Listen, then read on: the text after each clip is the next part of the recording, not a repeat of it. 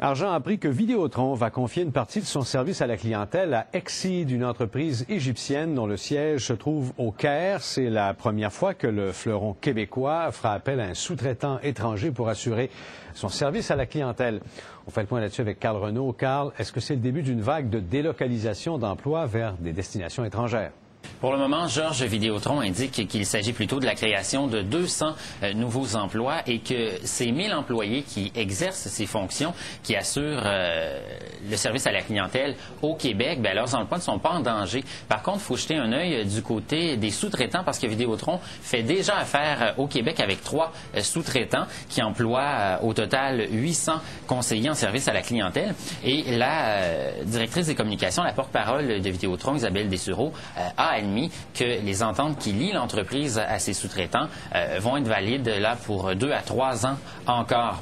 Vidéotron, donc, elle précise qu'elle a besoin de conseillers supplémentaires en raison de sa force croissante depuis 2 ans. Il faut dire que l'an dernier, le volume d'appels s'est élevé à 10 millions du côté de chez Vidéotron. C'était 2 millions de plus qu'un an auparavant. Donc, il s'agit d'un sous-traitant parmi tant d'autres, Georges, qui répondait simplement aux attentes de Vidéotron.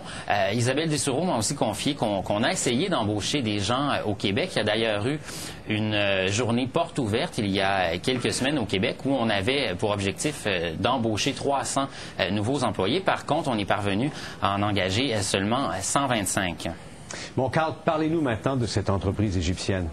C'est une entreprise qui est récente, donc basée au Caire et qui offre des services à la clientèle et de soutien technique dans plusieurs régions du monde. Elle emploie 1200 personnes pour le faire. Ce qui est intéressant, Georges, c'est que c'est une entreprise qui est détenue par Télécom Égypte, qui est un peu la BCE égyptienne et qui est détenue en grande partie par l'État égyptien.